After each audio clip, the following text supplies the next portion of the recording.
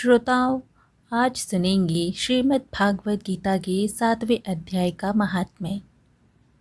पितृपक्ष के दिनों में श्रीमद् भागवत गीता के 7वें अध्याय को पढ़ना या सुनना चाहिए। श्रीमद् भागवत गीता के श्रद्धापूर्वक पठन अति विशेष पुण्यदायी होता है।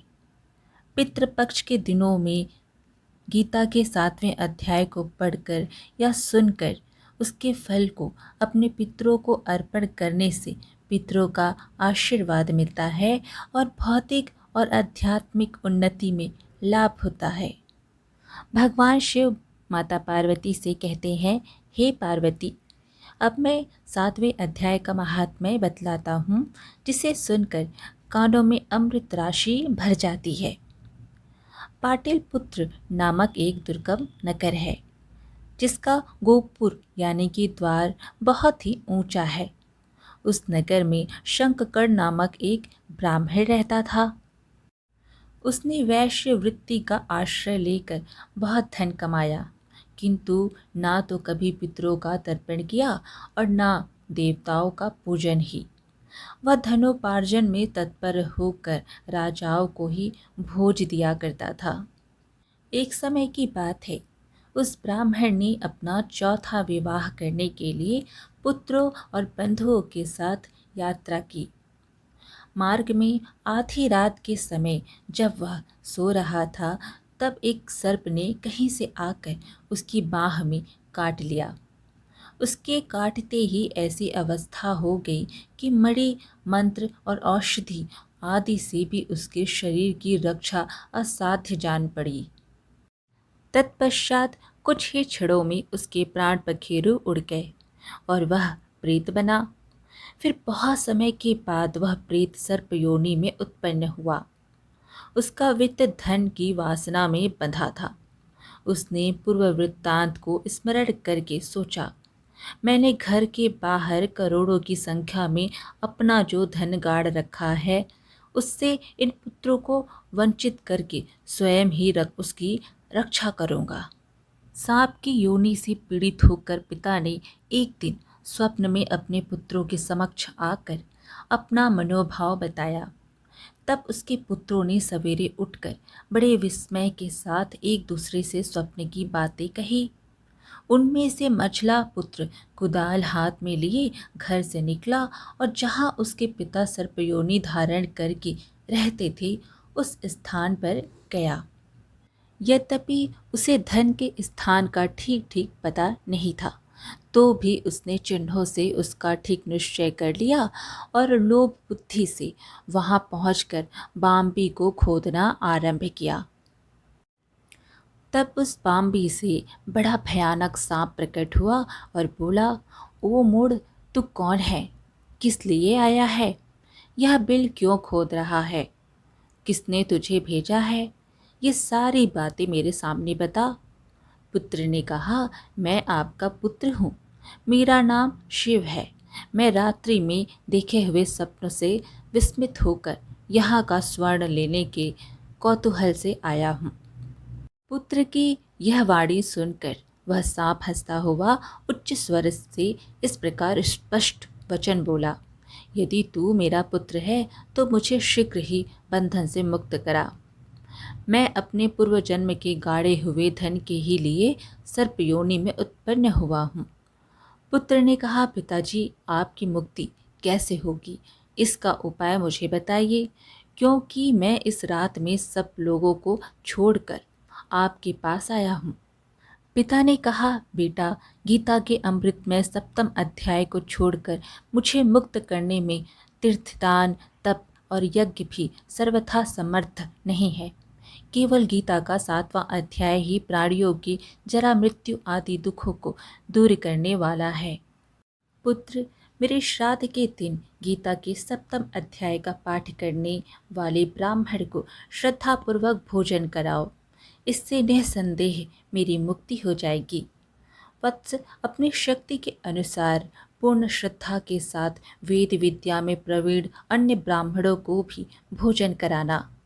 सर्प योनि में पड़े हुए पिता के ये वचन सुनकर सभी पुत्रों ने उसकी आज्ञानुसार तथा उससे भी अधिक किया।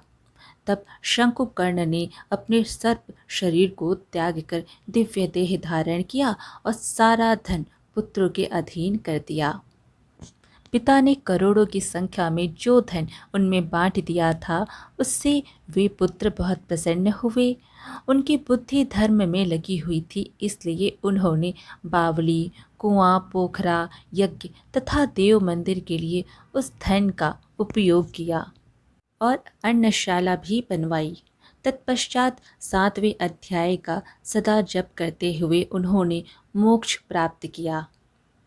हे पार्वती, यह तुम्हें 7वें अध्याय का महात्म्य बतलाया, जिसके श्रवण मात्र से मानव सब पातकों से मुक्त हो जाता है। अब सुने श्रीमद् भागवत गीता के 7वें अध्याय के सभी श्लोक का हिंदी अनुवाद।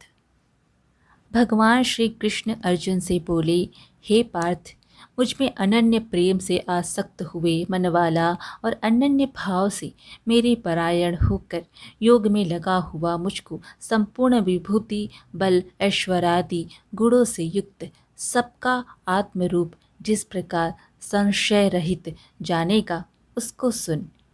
मैं तेरे लिए इस विज्ञान सहित तत्व ज्ञान को संपूर्णता से कहूँगा कि जिसको जानकर संसार में फिर कुछ भी जानने योग्य शेष नहीं रहता है। हजारों मनुष्यों में कोई एक मेरी प्राप्ति के लिए यत्न करता है और उन यत्न करने वाले योगियों में भी कोई ही पुरुष मेरे परायण हुआ मुझको तत्व से जानता है। पृथ्वी, जल, तेज, वायु तथा आकाश और मन, बुद्धि एवं अहंकार, ऐसे यह 8 प्रकार की विभक्त हुई मेरी प्रकृति है।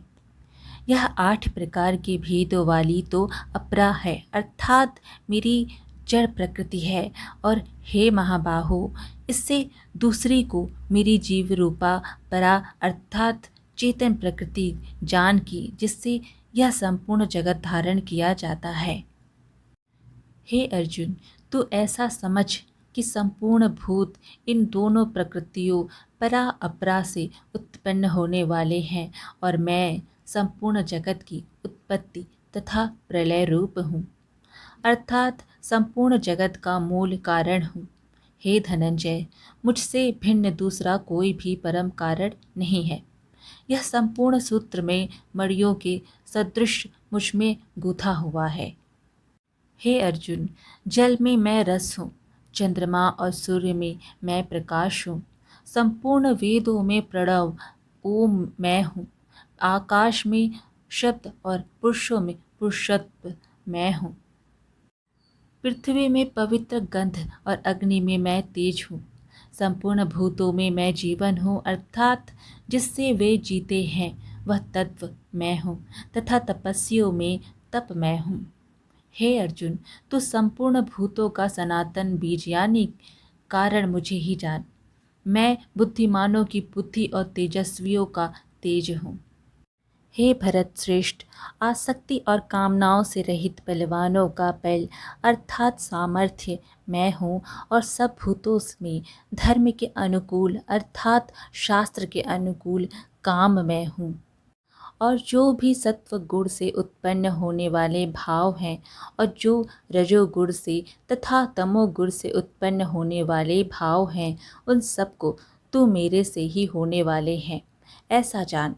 परंतु वास्तव में उनमें मैं और वे मुझ में नहीं हैं। गुणों के कार्य रूप सात्विक, राजसिक और तामसिक, इन तीनों प्रकार के भावों से यह सारा संसार मोहित हो रहा है।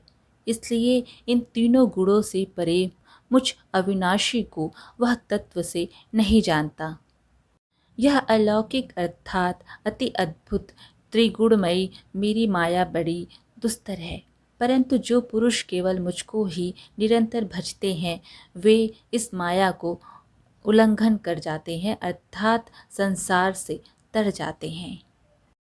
माया के द्वारा हरे हुए ज्ञान वाले और आसुरी स्वभाव को धारण किए हुए तथा मनुष्यों में नीच और दूषित कर्म करने वाले मूढ़ लोग मुझे नहीं भजते हैं।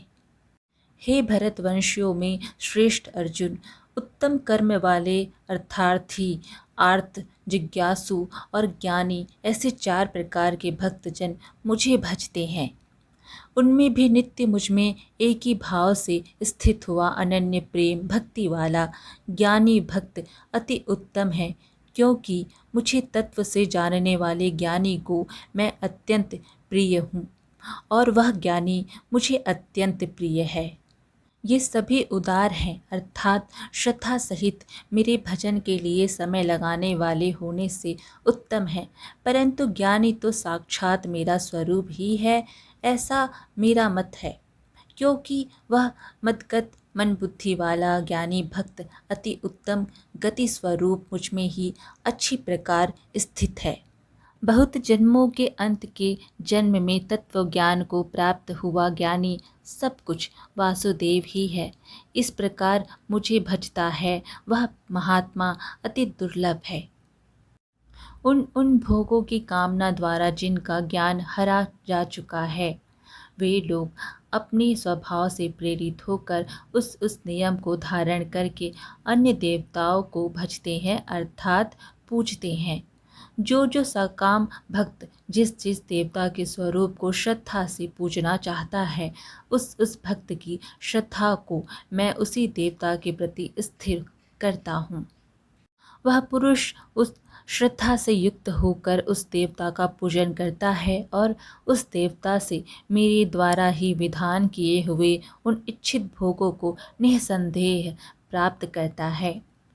परंतु उन अल्प बुद्धि वालों का वह फल नाशवान है तथा वे देवताओं को पूजने वाले देवताओं को प्राप्त होते हैं और मेरे भक्त चाहे जैसे ही भजें, अंत में मुझे ही प्राप्त होते हैं। बुद्धिहीन पुरुष मेरे अनुत्तम अविनाशी परम भाव को ना जानते हुए मन इंद्रियों से परे मुझ सच्चिदानंद घन परमात्मा को मनुष्य की भांति जानकर व्यक्ति के भाव को प्राप्त हुआ मानते हैं। अपनी योग माया से छिपा हुआ मैं सबके प्रत्यक्ष नहीं होता, इसलिए यह अज्ञानी जन समुदाय मुझ जन्म रहित अविनाशी परमात्मा को तत्व से नहीं जानता है, अर्थात मुझको जन्मे मरने वाला समझता है। हे अर्जुन, पूर्व में व्यतीत हुए और वर्तमान में स्थित तथा आगे होने वाले सब भूतों को मैं जानता हूँ, परंतु मुझको कोई भी श्रद्धा भक्ति रहित पुरुष नहीं जानता। हे भरतवंशी अर्जुन, संसार में इच्छा और द्वेष से उत्पन्न हुए सुख दुखादि द्वंद्व रूप मोह से संपूर्ण प्राणी अति अज्ञानता को प्राप्त हो रहे हैं। निष्काम भाव से श्रेष्ठ कर्मों का आचरण करने वाला जिन पुरुषों का पाप नष्ट हो गया है, वे राग द्वेषादि जनित द्वंद्व रूप मोह से मुक्त और दृढ़ निश्चय वाले पुरुष मुझको भजते हैं।